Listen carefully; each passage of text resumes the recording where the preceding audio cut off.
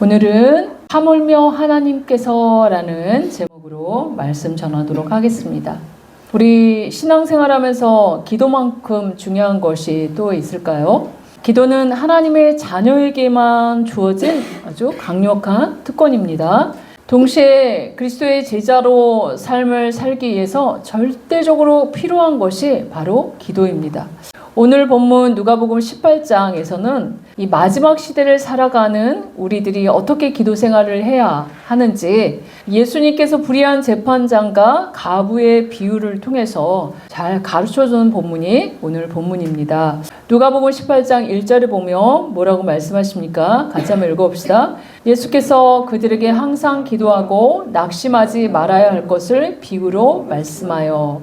네, 예수님께서 중요한 말씀을 하실 때 비유로 이렇게 청중들이 아주 쉽게 전달되도록 비유로 말씀하셨는데, 그런데 누구에게, 그 대상이 누구예요? 그들에게 말씀하셨다라고 말씀하세요. 그런데 이 앞에 17절 문맥을 보면 그들이 누구냐면 17장 22절에 보면 또 제자들에게 이르시되 라고 하면서 인자의 마지막 날인 재림 때까지 어떤 일들이 일어나는지 말씀해주고 있는 본문이 그 18장 앞의 본문입니다. 바로 사람들은 노아의 때와 같이 먹고 마시고 시집가고 장가가지만 홍수가 나서 다 멸망당할 때까지 깨닫지 못하고 그렇게 일상을 마지막 때 인자의 때에도 살아갈 것이다 라고 말씀하시고, 또 노세 때와 같이 사람들이 먹고 마시고 사고 팔고 심고 집을 짓고 또 열심히 살아가지만 결국 하늘에서 불과 유황이 비오듯하며 멸망당하는 날이, 심판당하리 날이 반드시 있었던 것처럼 인자의 재림 때에도 이 악인들이 이렇게 심판받을 것이다. 그런데 그와 마찬가지로 사람들은 이렇게 자기를 위해 살아갈 것이고 진리를 외치는 자들에게는 수없이 많은 고난이 따를 것이다 라고 말씀하신 그 본문이 이 18장 기도장, 이 비유 본문 바로 전에 있는 본문입니다. 그래서 인자의 재림의 때, 마지막 때에 있어질 그 현상들에 대해서 예수님이 말씀하시고 난 다음에 누가복음 18장에 그렇다면 그 시대를 어떻게 살아내야 되는지 이 가부와 재판장의 비유로 예수님께서 말씀하고 있으면서 그 비유의 결론을 누가복음 18장 8절 뭐라고 냅니까? 같이 한번 읽어봅시다. 내가 너희에게 이르노니 속히 그 원한을 풀어주시리라. 그러나 인자가 올 때에 세상에서 믿음을 보겠느냐 하시니라. 네, 이 기도는 바로 하나님을 신뢰하는 믿음이라는 걸 알 수 있죠.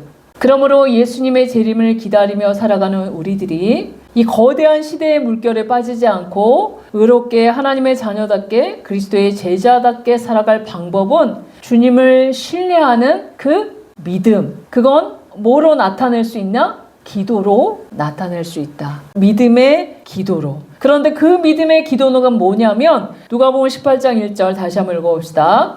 예수께서 그들에게 항상 기도하고 낙심하지 말아야 할 것을 비유로 말씀하여. 네, 그 믿음의 기도인데 그 믿음의 기도는 항상 기도해야 되고 그리고 응답이 없다고 낙심하지 말아야 한다. 이게 바로 마지막 시대를 살아가야 될 하나님의 자녀들, 그리스도의 제자들의 태도다라고 말씀하고 있습니다. 왜요? 앞으로 제자들이 복음을 전하다가 부딪힐 크고 작은 어려움들이 너무 많을 것이기 때문에 그 시련 가운데 낙심하고 절망할 나날들이 아주 많을 것이기 때문에 미리 이렇게 당부하시고 계시는 것입니다. 그런데 여기서 낙심하지 말아라 라고 말씀하실 때 낙심하지의 이 헬라어 뜻을 보면 완전히 정신을 잃어버렸다. 아주 녹초가 되어버렸다 라는 의미입니다. 그러니 낙심하였다는 것은 현실적인 어려움으로 인해서 아주 혼비백산하여 완전히 번아웃 되었다. 이런 의미로 우리가 번역할 수 있죠. 완전히 나 지쳤어.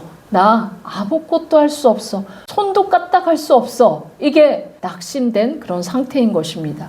그러니까 이 비유의 말씀은 당시 예수님이 곧 다가올 예수님의 십자가 순환을 앞두고 환난과 핍박을 당하게 될 제자들 향한 간곡한 당부의 말씀이기도 하지만 더불어 마지막 시대를 살아가고 있는 우리 성도들에게 어떠한 시련이 있을지라도 낙심하지 말고 오히려 끊임없이 항상 기도해야 한다. 이게 바로 하나님을 신뢰하는 믿음의 표현이다 라고 말씀하고 있는 것입니다. 그런데 여기서 끊임없이 기도해야 한다는 의미는 시간적으로 쉬지 않고 장시간 동안 기도해야 한다는 것이 아니라 뭐죠? 하나님의 뜻이 이루어질 때까지, 그 선하게 이루어질 때까지 끈질기게 기도한다는 것. 이게 바로 항상 기도한다는 것입니다. 그런데 이 비유에 등장하는 인물은 누구죠? 한 재판관입니다. 2절에 보면 이르시되 어떤 도시에 하나님을 두려워하지 않고 사람을 무시하는 한 재판장이 있는데, 이 한 재판장을 뭐라고 표현하고 있어요? 하나님을 두려워하지 않고 또 사람을 무시하는 재판장이라고 이야기해요. 한마디로 재판장으로서 자격이 없는 불의한 자다. 불의한 자가 재판장에 앉아 있는 거예요. 그랬더니 그 판결이 어떨까요? 말할 수 없이 불의하게, 불공정하게 행해지고 있는 거죠. 그런데 그 행위의 기본 베이스가 뭐죠? 하나님을 두려워하지 않는 재판장이기 때문에. 헬라어 원어로 보면 그 재판관은 하나님을 경외하지도 않고 존경하지도 않고 두려워하지도 않았고, 이런 태도가 한 번, 두 번 그런 것이 아니라 항상 처음부터 끝까지 그러했다라는 표현입니다. 이것은 재판관은 앞으로 다가오게 될 하나님의 심판, 그깟게 뭐 있어? 이 땅에서 잘 먹고 잘 살면 되지? 뇌물 받아서 불공정하게 하든지 말든지 재판장의 내 권한이야 라고 이렇게 하는 그런 태도를 던인하는 사람인 것이죠. 이렇게 하나님을 두려워하지 않은 이 재판관, 그러니 사람 또한 무시하는 거 당근이죠. 그죠? 이 재판관은 사람을 공경하는 마음이 털끝만큼도 없는 자였습니다. 오직 자기의 재판장이라는 그 권세만 믿고 사람들을 안하무인격으로 대했으며 억울한 자의 고소 묵살했죠. 양심의 가치에 조금도 느끼지 않고 그야말로 뇌물을 받으면 그 재판을 불공정하게 해도 아무런 양심의 가책이 없었던 그런 사람입니다. 당시 유대 지역에 있었던 그런 기득권층의 그런 대표주자로 하나님 말씀하고 있는 것이죠. 예수님 당시 유대 지역은 로마의 지배를 받고 있는 상황입니다. 로마가 파견한 총독들은 이 선정을 베풀기보다는 자신이 그 섭정하는 기간, 그 파견된 기간 동안에 한번 단단히 챙기는, 뇌물을 받아 챙기는 그것에만 혈안이 되어 있었기 때문에 총독들은 이 속주민들 수탈, 그냥 눈 감았죠. 그래서 세리들을 달달달달 볶았습니다. 그래서 세리들이 엄청 긁어서 상납하고, 그리고 그 상납의 대가로 백성들에게 세금만 걷는 것이 아니라 자기의 뇌물 줄 것, 착복할 것까지 다 걷었기 때문에 백성들의 삶은 너무나 고통스러웠던 비참한 그런 상황이었습니다. 그런데 이런 불의한 재판관에 대한 그런 말을 딱 했을 때 당시 국민들이, 이 백성들이 어땠을까요? 아주 그 기득권 세력들을 딱 보면 맞아 하면서 공감했겠죠. 근데 그때나 지금이나 여전히 기득권을 갖고 있는 사람들은 선한 사람은 별로 찾아볼 수 없습니다. 대부분은 짬짬이죠. 그런데 여기에 불의안에 해당하는 원어의 뜻은 불의, 부정이라는 뜻을 가지고 있으므로 아주 재판마다 불공평한 재판장, 아주 처음부터 끝까지 그렇게 해왔던 그런 재판장, 그런 불공평한 재판장이라고 지적하신 것은 바로 하나님은 가부와 고아의 재판장이시기 때문에 재판장들은 이들과 관련된 문제에 있어서는 하나님의 대행자로서 공정하게 처리해야 될 사람의 역할이 바로 재판장이었습니다. 그것을 하나님 대신하라고 하나님이 재판장으로 세워놓으셨거든요. 그런데 고아와 가부의 재판장이 도와주지 않으면 그들을 올바로 이렇게 억울함을 풀어줄 수 없는, 그런 도움을 하나도 받을 수 없는 그런 사람들의 재판까지도 불공정하게 그렇게 했다는 것이죠. 공의로우신 하나님을 두려움이 없기 때문에 뇌물을 받는 쪽으로 공정하지 못하게 재판이 계속해서 진행되고 있었습니다. 그런데 그 재판의 그 불공평함 때문에 3절에 보면 가부가 끊임없이 그 재판장에 가서 호소하죠. 뭐라고 합니까? 그 도시에 한 가부가 있어 자주 그에게 가서 내 원수에 대한 나의 원한을 풀어주소서 하되, 네, 원수가 승소한 거죠. 자기는 너무 억울한 거예요. 그러니까 당시 가부가 너무나 억울한 일을 당하는 거, 그건 뭘까요? 가부하면 남편이 갑자기 죽었던 거죠. 갑자기 죽어서 남편의 유산을 정리할 때 당시에 서기관들이 재산이나 채무를 정리해 줘야 되는데 공정하게 정리해 주지 않고 속인 거죠. 그래서 가부를 속여서 착복하고 아주 작은 것만 가부에게 돌아가도록 하는 일들이 비일비재했다고 이야기합니다. 지금이야 여성들이 직업을 가지고 남편 없이도 살아갈 수 있지만 당시 2000년 전에는 그렇지 않았습니다. 남편이나 아들이 의존해서 사는 것이 당시의 여성들의 삶이었습니다. 그런데 남편도 돌아가 버렸고 자녀도 없을 경우에는 누구 하나 일가 친척도 도움을 못 준다고 하면 어떻게, 이 생존에 대한 위협이잖아요. 남편이 당시에 얼마나 재산을 많이 남겨주었을까요? 그 없는 거, 입에 풀칠할 수 있는 작은 그것들을 남겨놨는데도 그거를 서기관들이 착복했다고 하면 너무 그 원수에 대한 그것들을 재판관에게 자주 가서 헬라 원문에 보면 이 가부가 재판장을 끊임없이 계속적으로 찾아갔다는 것이에요. 끊임없이 계속 아침에도 가고 점심에도 가고 저녁에도 가고 틈만 나면 가서 공정하게 진행해달라고 탄원하고 또 탄원하고 또 탄원하고 끝이 없이 재판장, 불의한 재판장에게 찾아갔다는 거예요. 재판장 헛방귀를 꼈겠죠. 힘도 없고 빽도 없는 그 여자 만나 줬겠습니까? 하지만 끊임없이 가가지고 귀찮게 하니까 누가복음 18장 4절 5절 같이 한번 읽어봅시다. 그가 얼마 동안 듣지 아니하다가 후에 속으로 생각하되 내가 하나님을 두려워하지 않고 사람을 무시하나 이 가부가 나를 번거롭게 하니 내가 그 원한을 풀어주리라. 그렇지 않으면 늘 와서 나를 괴롭게 하리라 하였느니라. 네, 4절에 보면 그가 얼마 동안은 듣지 않다가, 네, 당연하죠. 자신에게 아무 이득, 뇌물을 가지고 오지 않으니까, 이득이 없으니까 이 재판을 다시 들춰보고 싶지 않은 거죠. 이미 판결을 났으니까. 그런데 가부가 계속 와서 자신을 번거롭게 하니까, 원한을 풀어달라고 계속해서 자기를 귀찮게 하니까 다시 들여다본 거죠. 매일 귀찮게 하니까. 그러니까 더 이상 이 가부한테 노이로제가 걸릴 것 같으니까 괴롭힘 당하고 싶지 않아서 다시 그 가부의 재판을 들여다보고 그 가부의 간청을 해결해 주었다. 공정하게 해결해 주었다. 가부의 호소로 가부 편에서 이렇게 막 확 펴져가지고 했다는 게 아니라 가부가 공정하게 처리되도록 그렇게 해결을 해줬다라는 뜻입니다. 그런데 여기서 중요한 포인트, 바로 6절이죠. 같이 읽어봅시다. 주께서 또 이르시되 불의한 재판장이 말한 것을 들으라. 네, 여기서 들으라 라고 하는 것은 단순히 귀를 기울이라는 의미보다는 영적인 들을 귀를 가지고 이 비유의 해석에 관심을 가져라. 너희들아, 제자들아, 깊이 묵상하며 그 의미를 되새겨 보아라 라고 말씀하고 있습니다. 예수님은 이 불의한 재판장과 끈질긴 가부의 간청에 대한 결론을 맺으면서 불의한 재판장과 의로우신 하나님, 가부의 끈질긴 탄원과 택하신 자들의 끈질긴 기도를 비교하면서 말씀하고 있는 것입니다. 누가복음 18장 7절 8절 같이 한번 읽어봅시다.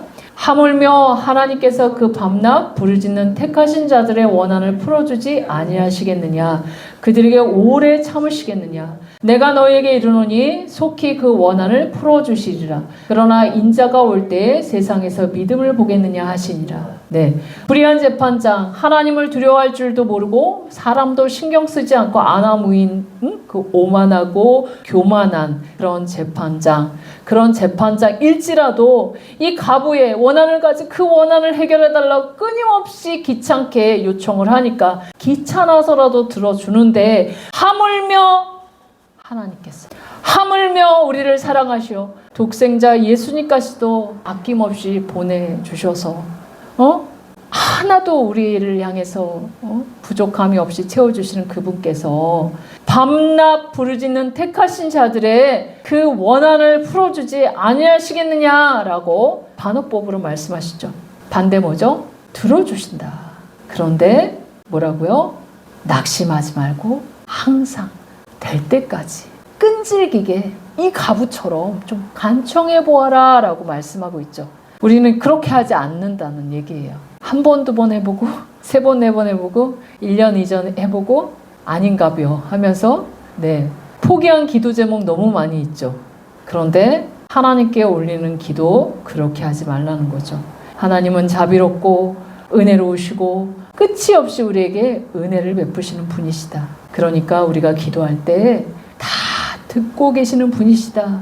그렇게 복음 때문에 의롭게 살고자 하는, 그것 때문에 이유 없는 고난을 받는 의인들아, 그러면서 경건하게 살려고 애쓰며 재림을 기다리는 내 자녀들아, 당연히 그렇게 사는 시대를 거스리고 세대를 거스리고 살아가면 당연히 고난이 따라오지만 하나님은 그들의 호소와 그들의 억울함을 다 듣고 계시기 때문에 그 모든 호소를 항상 기도하고 낙심하지 말고 중단하지 않으면 때가 되면 이루리라. 왜요? 신원하시는 하나님, 공의를 반드시 베푸신 하나님, 반드시 악인을 심판하실 하나님, 양과 소를 가르실 하나님이시기 때문에 제발 좀 낙심하지 말고 저 끝까지 좀 해봐라 라고 말씀하고 있습니다. 문제는 하나님이 문제가 아니라 우리들이 문제라는 것이죠. 바로 8절 하반절 읽어봅시다. 뭐라고 말씀하십니까? 그러나 인자가 올 때 세상에서 믿음을 보겠느냐. 믿음 없는 우리들의 문제라고 말씀하고 있습니다. 이 믿음은 지속적으로 하나님께 간구하는 믿음을 보겠느냐라는 그 믿음인 것입니다. 예수님이 다시 오실 재림의 시기에는 사람들의 사랑이 식어져서 마음이 완악해지고 그 택하신 자녀들의 기도도 쉽게 응답되어지지 않을 정도로 굉장히 어두운 시대를 보내야 합니다. 그런데 하나님, 내가 하나님의 자녀 맞습니까? 쉽게 우리가 기도하고 당장 응답이 없으면 쉽게 포기하고 하나님에 대해서 원망을, 분노를 쏟아넣으며 이렇게 쉽게 낙심하는 너희들아, 이 불의한 재판장에게도 그것들을 관철해내는 이 가부를 좀 봐라. 그러니 하나님의 나라의 도래와 이 공의로운 재판장이신 하나님께서 자정하실 때까지 그 만왕의 왕 만군의 주 그 분이 온 세상의 통치자로 임할 그 재림의 시기까지 간구해라.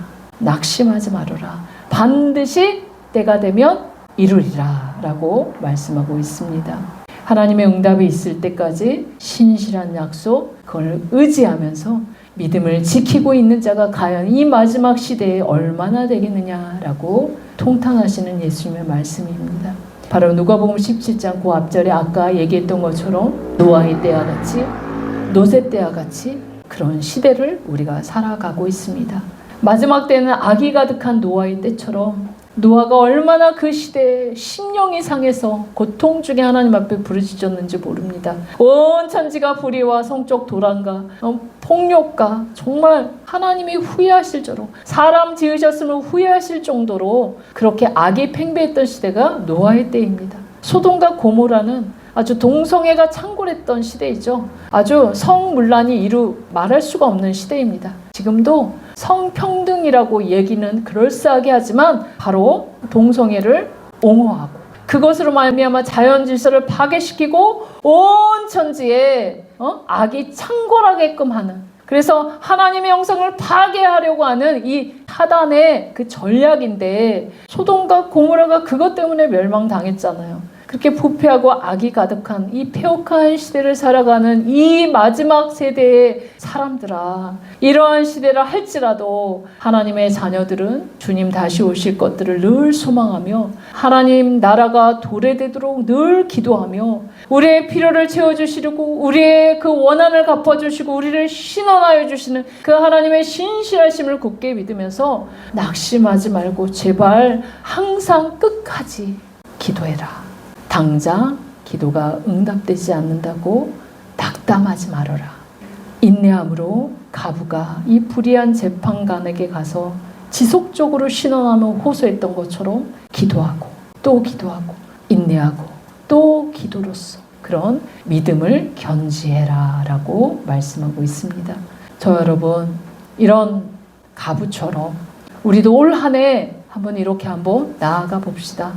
끊임없이 하나님 앞에 호소하고 또 탄원하고, 하나님 앞에 하나님 보십시오. 하나님 이 억울함을 보십시오. 하나님 이거 어떻게 해야 됩니까? 하나님 끝까지 응답될 때까지, 주님 다시 오실 그때까지 기도하겠습니다. 아주 뿌리를 뽑아버리는 그런 기도자가 되시기를 주의 이름으로 소망합니다. 아멘. 하나님이 그렇게 기도하는 자 반드시 응답해 주신다고 약속하신 게 누가복음 11장 9절 10절 본문입니다. 같이 한번 읽어봅시다. 내가 또 너희에게 이르노니 구하라 그러면 너희에게 주실 것이요, 찾으라 그러면 찾아낼 것이요, 문을 두드리라 그러면 너희에게 열릴 것이니 구하는 이마다 받을 것이요, 찾는 이는 찾아낼 것이요, 두드리는 이에게는 열릴 것이니라. 아멘. 기도하면 반드시 응답하겠다는 약속의 말씀입니다. 그런데 가장 좋은 것으로 응답해 주신다고 말씀하시는데, 가장 좋은 게 뭐냐면 누가복음 11장 13절에 기록되어 있습니다. 너희가 악할지라도 좋은 것을 자식에게 줄 줄 알거든 하물며 너희 하늘 아버지께서 구하는 자에게 성령을 주시지 않겠느냐. 우리에게 성령을 주시면 끝났다는 거죠. 온 천지를 지으신 하나님이 우리에게 임재하셔서 하나님이 운행되는 삶이면 끝났다는 거죠. 예수님이 100% 하나님이시고 100% 인자, 100% 사람이셨죠. 하지만 이 땅에 오실 때는 100% 하나님이심을 포기하셨습니다. 그래서 100% 사람임을 선택하시고 누구에게 의존하셨습니까? 성령 하나님께 의존해서 모든 사역들을 펼쳤습니다. 저와 여러분, 우리가 예수님도 그렇게 하셨던 것처럼 100% 성령 하나님을 의존해서 우리가 살아내야 되고, 사역도 그렇게 해야 되고, 삶도 그렇게 살아내야 됩니다. 그래야지만 우리가 이 응답받는 자녀로서 이 시대를 우리가 돌파할 수 있는 것입니다.